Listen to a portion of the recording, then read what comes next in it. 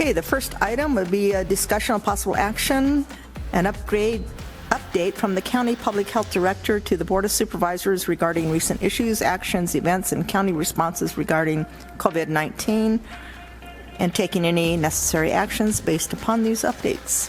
So I'll turn the floor over to Denise Burley, our Public Health Director.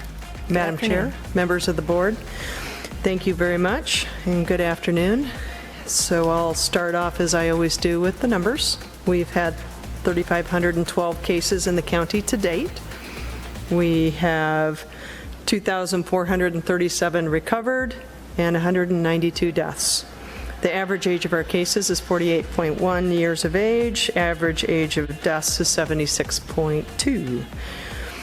Any questions about the numbers? Any questions for Denise? Okay. Nope. All right. I wanted to make you aware that I had a member of the board express interest in observing some of our public health COVID activities, and I wanted to offer that same opportunity to all board members. Some of those might extend to complaint investigations, investigations themselves, and some of the epi work that's done sort of behind the scenes to get more of a feel for what work is done in that area. So if that's of interest to any of you, please reach out to me and I'll make sure that I get that time scheduled, and we can either have you meet with staff or we'll try to run through. We're working up even a mock investigation that we can show you kind of the process of that. Has joined the conference. So are we okay to keep going? Yes, go ahead. Okay, all right, just want to be sure. So as I mentioned, one of those items is the complaint inspections. So I wanted to run through that. And on August 11th, the board supported the EO executive order complaint inspection process that our environmental health crew would follow to follow up with businesses on executive order complaints that we receive either via the email or through other phone calls, or there's a variety of different sources that we'll get those kind of complaints from. And our first visit, as you remember, is education and technical assistance and trying to answer questions, any questions. Second visit is if they continue to be out of compliance, is again education and technical assistance and trying to inform. The third visit would constitute a written warning to say that they continue to be out of compliance, and any further action out of compliance may result in some law enforcement action. That, of course, would not be an action that our EH team would take. That would be forwarded to the appropriate jurisdiction for that kind of action. And I have Ron Balsamo here.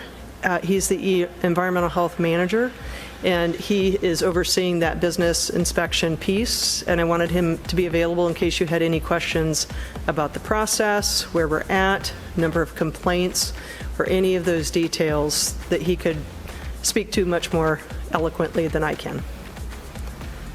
Thank you. Are there any questions? I have a question, Madam. Supervisor Johnson? Has it gone to the second step or the third step, and have we had to have law enforcement respond yet? Supervisor Johnson, I'll have Ron respond, okay? Sure.